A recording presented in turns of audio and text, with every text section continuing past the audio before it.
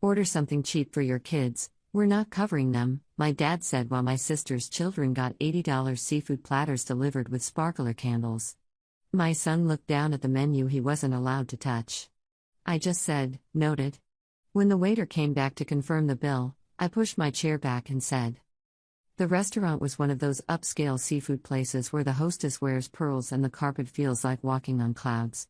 Oceanside Grill sat right on the waterfront, and my parents had chosen it specifically to celebrate my sister Morgan's latest promotion. The reservation was for 7:30 on a Saturday night, prime time for watching the sunset over the harbor through floor-to-ceiling windows. I arrived with my son Ryan, who was 8 years old and carrying the homemade congratulations card he'd spent 2 hours decorating with markers and stickers. My daughter Natalie, who was 5, held my hand as we walked through the parking lot. She wore her favorite pink dress, the one she saved for special occasions. Morgan was already seated when we got to the table, flanked by her husband Derek and their 2 children, Mason and Addison. Mason was 10 and Addison was 7. They both had iPads propped in front of them despite the fancy setting. My mother Patricia sat at one end of the long table, my father Gerald at the other. The arrangement left 3 seats on the side facing the water, which turned out to be for me and my kids. There she is, my father announced as we approached. He didn't stand up. My mother gave a small wave. Morgan smiled, but it was that tight smile she'd perfected over the years, the one that never reached her eyes when I was involved. Ryan handed Morgan his card. She took it with 2 fingers like it might be contaminated. Oh, how sweet. Thank you, Ryan. She set it on the empty chair beside her without opening it. The waiter appeared immediately, clearly recognizing big spenders when he saw them. He had that polished demeanor that comes from working in establishments where appetizers cost more than some people's grocery bills. Good evening, folks. Can I start everyone off with some drinks? My father ordered a scotch. My mother requested white wine. Morgan and Derek both wanted craft cocktails that required lengthy descriptions involving muddled herbs and artisanal spirits. I asked for water with lemon for myself and apple juice for the kids. Actually, my father interrupted, looking at the waiter but gesturing toward Ryan and Natalie, just waters for those 2. No need for juice. The waiter's pen hovered over his notepad. He glanced at me.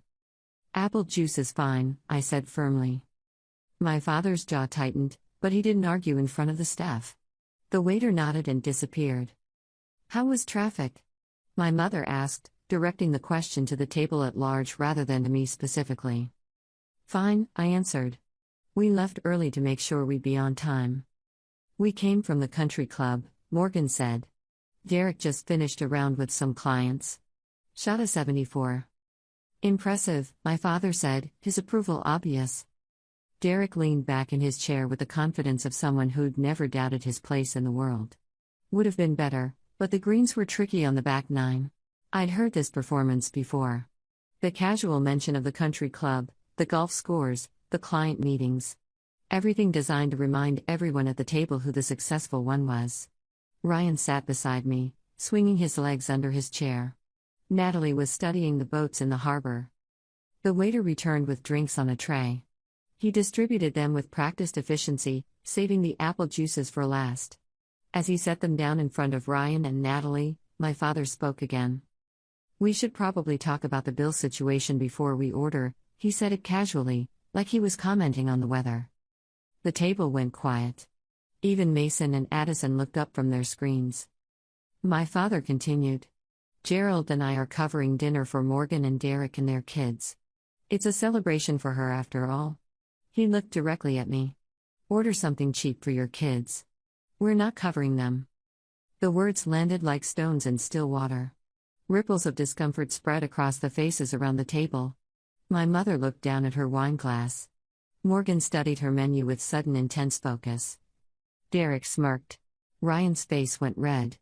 He was 8, but he was smart enough to understand what had just happened. Natalie was young enough that she missed the full implications, but she sensed the tension. Her hand found mine under the table. We can handle our own bill, I said. My voice came out steady despite the anger building in my chest. Good, my father replied. Just wanted to be clear up front. Avoid any confusion when the check comes. The waiter had retreated during this exchange, probably sensing the family drama he wanted no part of. When he returned a few minutes later, my father was ready to order. "The kids will have the twin lobster tails," he said, gesturing to Mason and Addison. "And bring out the king crab legs as an appetizer for them to share." The waiter scribbled notes. "Excellent choices. Any sides with those?" "The truffle mac and cheese," Morgan added. "Both kids love it." Mason nodded enthusiastically. Addison had already returned to her iPad. My father ordered the porterhouse steak. My mother chose the Chilean sea bass. Morgan and Derek both went for the seafood towers. Everything they selected came from the right side of the menu, where the prices climbed into triple digits. When the waiter turned to me, I opened my menu for the first time. Ryan sat beside me, not touching his menu, just like my father had implicitly instructed. I scanned the options, calculating rapidly in my head. The kids' menu had basic items: chicken fingers, pasta with butter, grilled cheese. Everything under $15. "Ryan will have the grilled cheese," I said. "Natalie will have the chicken fingers. I'll take the house salad." The waiter wrote it down without judgment, but I saw the slight shift in his expression. He'd seen this movie before, I realized. Families where some members got caviar while others got crumbs. "Nothing from the main menu for yourself?" my mother asked. There might have been genuine concern in her voice, or maybe just guilt. "The salad is fine," I replied. "I'm not very hungry." It was a lie. I'd skipped lunch specifically because I knew we'd be having a nice dinner. But nice dinner apparently had conditions. The meal progressed exactly as you'd expect. The crab legs arrived first, piled high on a silver platter with drawn butter and lemon wedges. Mason and Addison descended on them with the enthusiasm of children who'd never been told no. My kids watched silently as their cousins cracked shells and dipped sweet white meat into butter that probably cost more per ounce than ground beef. "How's work?" Derek asked me, though his tone suggested he didn't actually care about the answer. "Busy," I said. "We just finished a major project rollout." "Still at that little marketing firm?" my father asked. "Yes, still there." That was all. Just a disapproving hum that somehow conveyed volumes about his opinion of my career choices. "Morgan's new position comes with a corner office," my mother said brightly, changing the subject in that way she did when conversations became uncomfortable. 30th floor with views of the whole city." 28th, Morgan corrected. "But yes, the views are incredible." "And the salary increase is substantial," Derek added. "We're looking at vacation properties in the Bahamas." "How wonderful," I said, because what else was there to say? Ryan shifted in his seat. He was trying to be patient, but 8-year-olds have their limits. The smell of garlic butter and grilled seafood filled the air around us. His stomach had to be growling. The main courses arrived with theatrical flair. The seafood towers came out first, 3 tiers of oysters, shrimp, clams, and lobster arranged like edible architecture. The lobster tails for Mason and Addison arrived on white plates with sparkler candles stuck in the top of each one. The sparklers fizzed and glittered as the waiter set them down. "Make a wish," Morgan said to her children, who giggled and waved their hands near the sparklers like they were birthday cakes. Ryan's grilled cheese came on a plain white plate with a handful of potato chips. Natalie's chicken fingers looked like they'd come from a frozen bag. My salad was mostly iceberg lettuce with a few sad tomato wedges. "This looks amazing," my father said, cutting into his steak. "Cooked perfectly." Everyone made appreciative noises about their expensive meals. I watched Ryan take a small bite of his sandwich and chew slowly, making it last. He was trying not to look at Mason's lobster tail, but his eyes kept drifting that direction. "Ryan, how's soccer going?" my mother asked, making an effort. "Good," Ryan answered quietly. "We won our last game 3-1. I scored 2 goals." "That's nice, sweetheart," she said, but she was already turning back to listen to Morgan's story about her promotion party. The dinner continued in this vein for another 40 minutes. Stories about Morgan's success, Derek's golf games, the kids' expensive private school, and their upcoming vacation plans. I contributed little, just ate my salad slowly and made sure Ryan and Natalie finished their cheap meals. Dessert menus arrived. Mason and Addison both ordered the triple-layer chocolate cake with ice cream. It was $18 per slice. Do you kids want to see the dessert menu? The waiter asked Ryan and Natalie kindly. My father answered before I could. They're fine. Just bring the check when you're ready. Ryan's face crumpled slightly, then he fixed it. That moment nearly broke me. Watching my 8-year-old son school his features into neutrality because his grandfather couldn't be bothered to spring for a piece of cake. Actually, I said, I'd like to see the dessert menu. The waiter handed one over. I scanned it quickly. The cheapest option was $5 for a scoop of vanilla ice cream. The most expensive was a flaming bananas Foster for $32. Ryan, Natalie, what would you like? We don't need dessert, Mom, Ryan said quietly. He was trying to make it easier on me. 8 years old and already reading the room, already trying to manage the adult's discomfort. I know we don't need it, I replied. But do you want it? Chocolate cake, Natalie said immediately. She was 5 and hadn't learned yet that wanting things could be complicated. Ryan hesitated. Can we afford it? The question stabbed me right in the heart. Yes, honey. We can afford it. What would you like? The chocolate cake too, I guess. You guess, or you want it? A small smile appeared on his face. I want it. Then you'll have it. I looked at the waiter. 2 chocolate cakes, please. And I'll have the crème brûlée. My father's eyebrows went up. Celebrating something? Just enjoying dessert with my children, I said smoothly. The desserts arrived on a second round of fancy plates. Ryan and Natalie dug in with genuine enthusiasm. I cracked the sugar crust on my crème brûlée and savored every bite, not because it was particularly amazing, but because it was an act of defiance on a spoon. Finally, after what felt like hours, the waiter returned with a leather billfold containing the check. He set it precisely in the middle of the table, equidistant from my father and me. Standard practice when the party dynamics are unclear. My father reached for it first. He opened the billfold and scanned the itemized receipt. I watched his expression shift from satisfaction to irritation. There's been a mistake, he said to the waiter. This has items on here that should be on a separate check. The waiter looked confused. I can certainly split the check, sir. Just let me know which items go where. Everything except the grilled cheese, chicken fingers, house salad, and 3 desserts, my father said.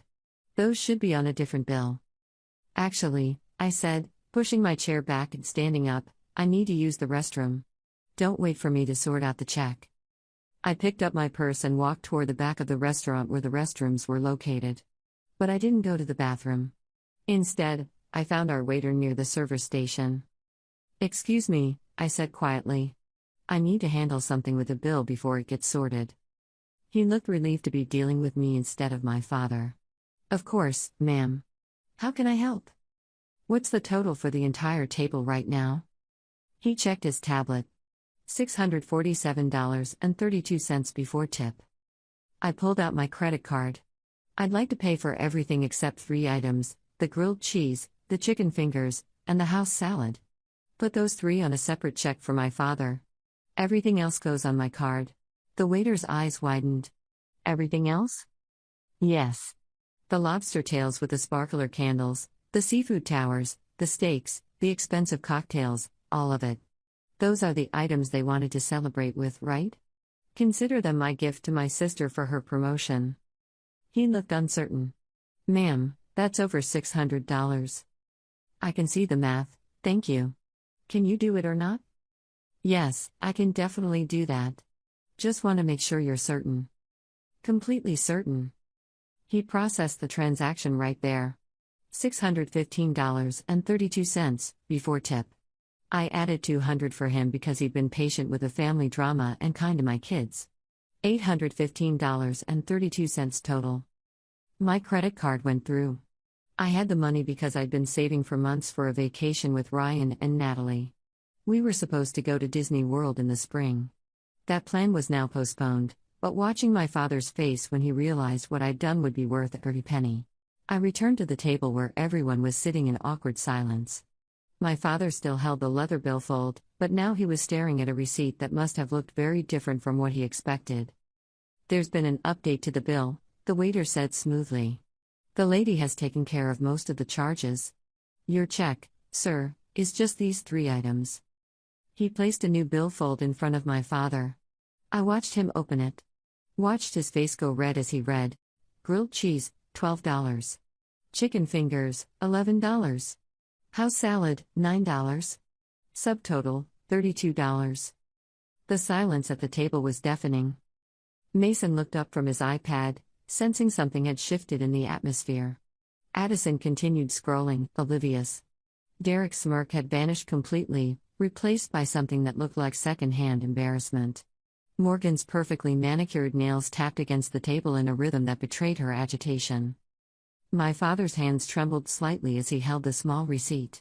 For a man who prided himself on control, on always having the upper hand in every situation, this was unfamiliar territory. He'd orchestrated the evening to put me in my place, to remind me and my children where we stood in the family hierarchy. Instead, he was holding a $32 bill while I just dropped over $800 without flinching. "You had no right," he said, his voice low and dangerous. "I had every right," I replied calmly. "I'm an adult with my own money. I can spend it however I choose." "This is absurd. Patricia, say something." He turned to my mother, demanding she take his side. My mother looked between us, her wine glass clutched in both hands. "I don't know what you want me to say, Gerald. Tell your daughter she's being irrational." "Am I being irrational?" I asked, directing the question to the table at large. My father announced in front of my children that they weren't worth including in the family's celebration. He told me to order them cheap food while their cousins got seafood platters with literal sparklers. I simply decided to cover the celebration costs myself. "How is that irrational?" "You're twisting what happened," Morgan interjected. "Dad was just being practical. He and Mom were already covering 6 people. Adding 3 more would have been excessive." "Then why have the celebration at a restaurant this expensive?" I asked. "Why not pick somewhere more reasonable if budget was a concern? Or better yet, why invite us at all if we were going to be treated like charity cases who should be grateful for whatever scraps we received?" The words hung in the air. Other diners were definitely watching now, though they pretended not to be. Our table had become dinner theater, and I was past caring about the audience. Derek cleared his throat. "Look, maybe everyone is overreacting. It's just one dinner." "You're right," I agreed. "It is just one dinner. But it's also 8 years of birthday parties where Mason and Addison get elaborate gifts while Ryan gets gift cards. It's Christmas mornings where their pile of presents towers over his. It's constant comments about Morgan's success and my shortcomings. It's 1,000 small cuts that my children have noticed and internalized, even when they're too young to fully articulate it." "That's not fair," my mother said weakly. "None of this is fair, Mom. That's exactly my point." My father's face had progressed from red to nearly purple. "I will not sit here and be lectured by you about fairness. Everything your mother and I have done has been in the best interest of this family. Your version of this family, maybe. The version where Morgan is the star and everyone else is supporting cast." Morgan stood abruptly, her chair scraping against the floor. "I'm not going to listen to this. You've always been jealous of me, and now you're trying to ruin my celebration because you can't stand seeing me succeed." "I'm not jealous of you, Morgan. I'm disappointed for you. You have 2 beautiful children who are learning from your example that some people matter more than others. You're teaching them the same lessons Mom and Dad taught us, and one day they'll treat someone else's kids the way you watched yours treat mine tonight without saying a word." Her mouth opened, then closed. She looked at her children, still absorbed in their devices, chocolate smeared on Mason's cheek, Addison's lobster tail demolished down to empty shell fragments on her plate. "Come on, Derek. We're leaving." She grabbed her purse. Derek stood, hesitating. "Should we?" He gestured vaguely at the check situation. "It's handled," I said. "Congratulations again on the promotion, Morgan. I genuinely mean that." She stared at me for a long moment, something complicated flickering across her face. Then she collected Mason and Addison, and they left. The departure felt anticlimactic, lacking the dramatic exit I might have imagined. They just walked out, a family of 4 heading back to their big house with its pool and home theater, probably already dismissing this evening as another example of my instability. My father finally found his voice again. "You've destroyed this family." "No, Dad. I just stopped pretending the destruction wasn't already there. The silence at the table was deafening. "What is this?" my father demanded. "That's your portion," I said calmly, sitting back down. "The items you offered to cover. Everything else has been handled." "You paid for all of this?" Morgan's voice was sharp with disbelief. "I did. Consider it a promotion gift. Congratulations, by the way. I'm sure you've earned it." My mother's hand went to her throat. Derek looked like he'd swallowed something unpleasant. Mason and Addison were oblivious, scraping the last bits of chocolate frosting from their plates. "This is ridiculous," my father said. "You can't afford this." "Apparently I can, since my card went through. That money should be going to your kids' college funds or something responsible." "My kids' college funds are fine, Dad. Thank you for your concern. But you're right that I should be focusing on them." I turned to Ryan and Natalie. "Ready to go, guys?" They nodded eagerly, sliding out of their chairs. Ryan grabbed the card he'd made for Morgan, which was still sitting unopened on the empty chair. "Wait," my mother said. "You're leaving?" "Yes. We finished eating, I've paid my bill, and there's no reason to stay." I looked at my father. "Your check is $32. I'm sure you can handle that. After all, you chose a cheap meal." The comparison hit exactly as I'd intended. His face went from red to purple. "You're being childish," Morgan said. "Maybe," I agreed. "Or maybe I'm just tired of watching my children be treated like they don't matter while yours get sparkler candles on their lobster tails. Either way, we're done here." I took Ryan's hand and Natalie's hand and walked toward the exit. Behind me, I heard my father's raised voice and my mother trying to calm him down. I heard Morgan saying something about being embarrassed. I heard Derek laugh uncomfortably. I didn't turn around. In the parking lot, Ryan looked up at me. "Mom, was that a lot of money?" "Yes, honey. It was." "Are we in trouble?" "No, baby. We're fine." "But what about Disney World?" So he'd known about the savings. Smart kid. "We'll figure something out. Maybe we'll go next year instead." "I don't need to go to Disney World," he said seriously. Tonight was better than Disney World would have been. "How do you figure that?" "Because Grandpa was mean and you weren't scared. You were strong." Natalie squeezed my hand. "You were like a superhero, Mommy." I buckled them into their car seats, climbed behind the wheel, and sat there for a moment before starting the engine. My phone buzzed with an incoming call. "Dad." I declined it. Another call came through immediately. "Morgan." Declined. A text from Mom appeared. "Please call me. We need to talk about this." I turned my phone off. The drive home took 30 minutes. Ryan and Natalie chattered in the back seat about the boats they'd seen in the harbor and the sparkler candles that had been so cool. Their disappointment from earlier in the evening had evaporated, replaced by excitement about what they'd witnessed. At home, I got them ready for bed. Teeth brushed, pajamas on, bedtime stories read. Ryan hugged me extra tight that night. "Thanks for the chocolate cake, Mom." "You're welcome, sweetheart. And thanks for making Grandpa's face turn purple. That was pretty cool." I laughed despite myself. That wasn't the goal, but I'll take it as a bonus. After they were asleep, I sat on the couch and finally turned my phone back on. 23 missed calls. 15 text messages. I didn't read most of them, but I skimmed enough to get the general themes. From Dad: "How dare you embarrass the family? You're being irresponsible with money. This is why you'll never get ahead in life." From Morgan: "You made a scene and ruined my celebration. Everyone at the restaurant was staring. I can't believe you'd be so petty." From Mom: "Your father is very upset. Please apologize so we can move past this. Family is important." There was also a message from Derek: "Real mature, seriously." As if I needed his input on maturity. And then, at the bottom of my messages, one from a number I didn't recognize: "This is Patrick, your waiter from tonight. I hope this isn't inappropriate, but I wanted to say what you did was incredible. I've worked in restaurants for 15 years and I've never seen anyone handle a situation like that with so much dignity. Your kids are lucky to have you. P.S. Thanks for the generous tip." I read that message 3 times, then saved his number with a smile. The next morning, Sunday, I took Ryan and Natalie to the park. We packed sandwiches and had a picnic on the grass. It cost approximately $14 for all the food, and we had a better time than we'd had at Oceanside Grill, sparkler candles notwithstanding. My phone rang while we were feeding ducks near the pond. Mom again.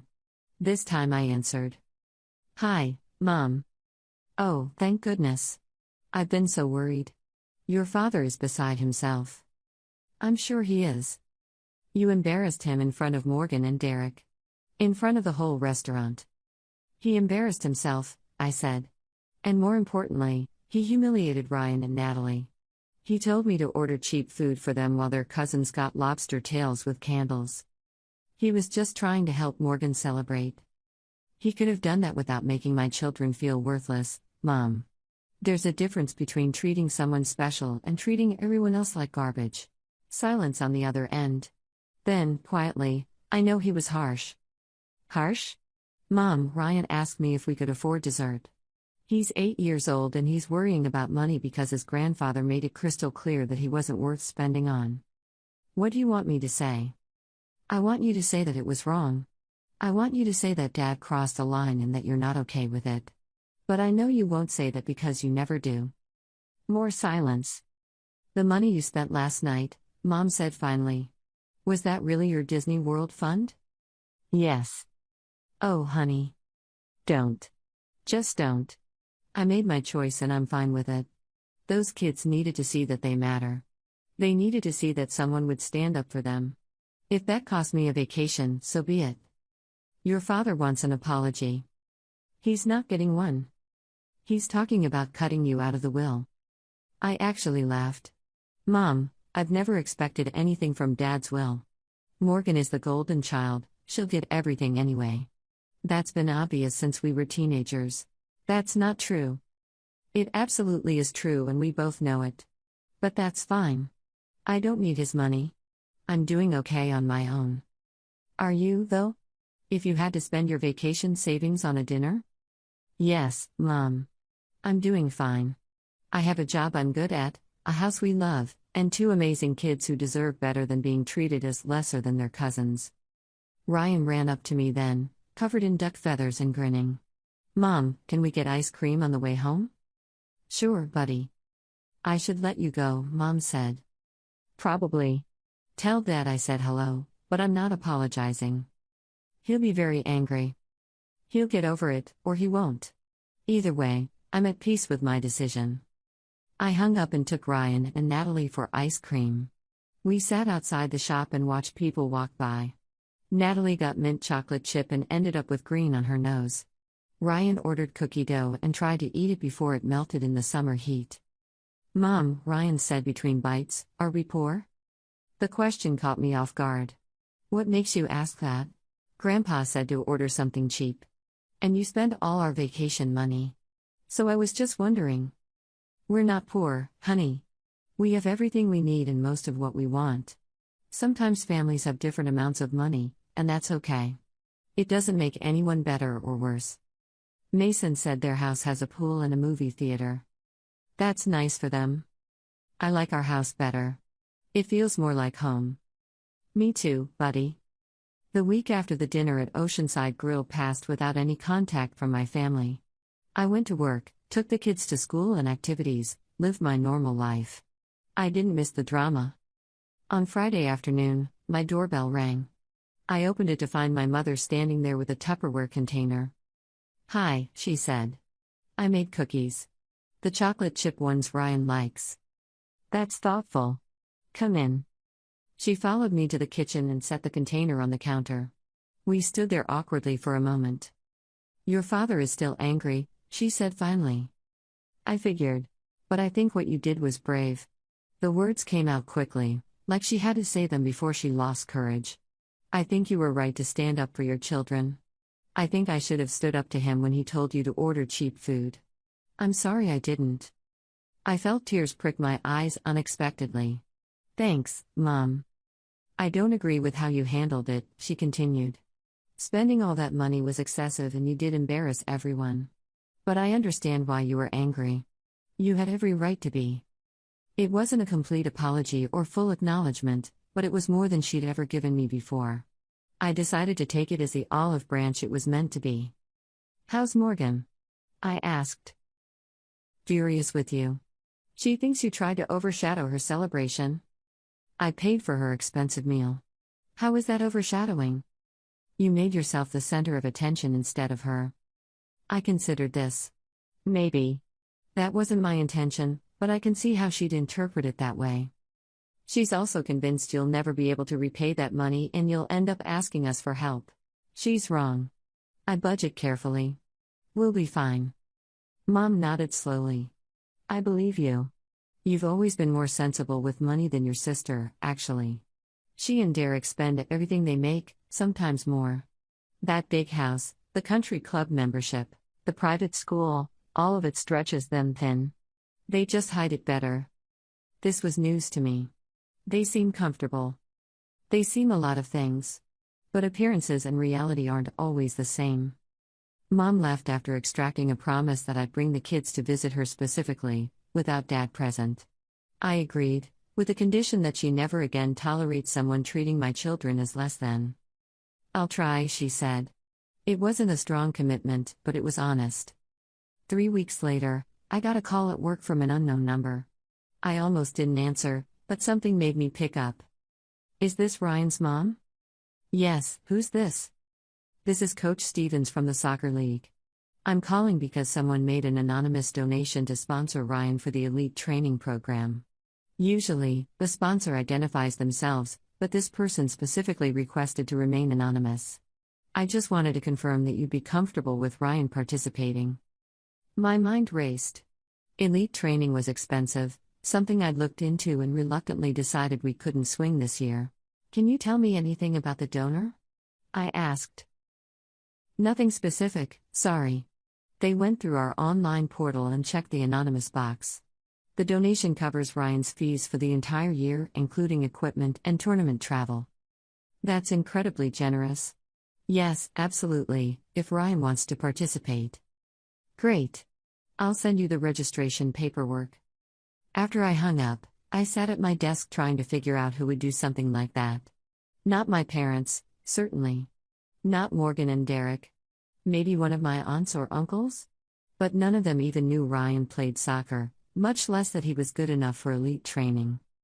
It remained a mystery until 2 months later when I ran into Patrick, the waiter from Oceanside Grill, at a coffee shop.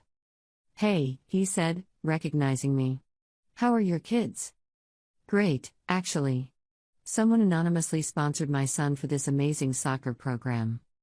His expression shifted slightly, a flash of something that might have been guilt or pride or both. "Patrick," I said slowly. "Did you have something to do with that? I'm not supposed to say anything." "So it was you." He sighed. "Not just me. After what happened that night, I told some of the other servers and kitchen staff about it. The story got around. A bunch of us chipped in. We wanted to do something nice for your kid after seeing how he handled that situation with such grace." I felt my throat tighten. "You didn't have to do that." "We wanted to. People who work in restaurants, we see a lot of family dynamics.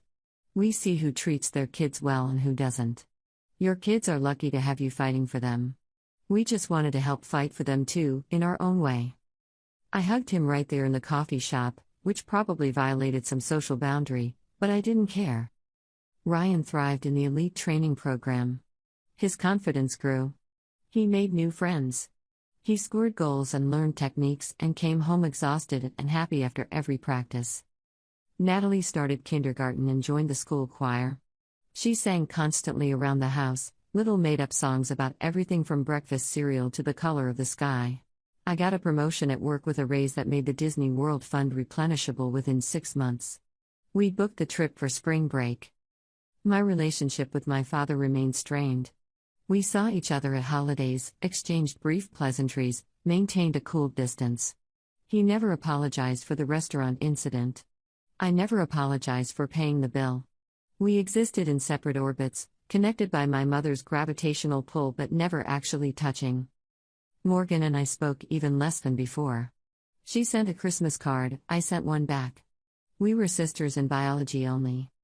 But Mom and I grew closer. She started coming to Ryan's soccer games and Natalie's choir performances. She brought cookies and took pictures and cheered loudly from the sidelines. She was trying, in her way, to make up for years of staying silent. One Saturday, almost a year after the dinner at Oceanside Grill, Mom and I sat in the bleachers watching Ryan's team play in a tournament. It was a beautiful fall day, the kind where the air smells like leaves and promises. "I'm proud of you," Mom said out of nowhere. I looked at her, surprised. For what? For raising good kids. For standing up for them. For being the kind of mother I wish I'd been. "You weren't a bad mother, Mom." "I wasn't a brave one. I let your father make a lot of decisions I didn't agree with. I let Morgan be favored. I let you feel second best." She wiped her eyes. "That night at the restaurant, watching you push back, I realized something. You broke a cycle. Your kids won't grow up wondering if they're loved as much as someone else. They'll know. They're easy to love," I said. "All children are. Some parents just forget that." Ryan scored a goal and we jumped to our feet, cheering. He looked up at the bleachers, found us, and waved. His smile was pure joy, untainted by doubt or insecurity about his worth. Later that night, after everyone was asleep, I found the receipt from Oceanside Grill. I'd saved it, tucked in a drawer somewhere between old birthday cards and expired coupons. $615.32 for the meal. $200 for the tip. $815.32 total. It had seemed like so much money that night. It had been so much money. But looking at it now, nearly a year later, I couldn't think of $800 I'd ever spent better. My kids knew they mattered. They knew someone would fight for them. They knew that grilled cheese and chicken fingers were sometimes just food, but sometimes they were battlegrounds where someone decided to make a stand. And they knew, without any doubt, that they were worth more than lobster tails with sparkler candles.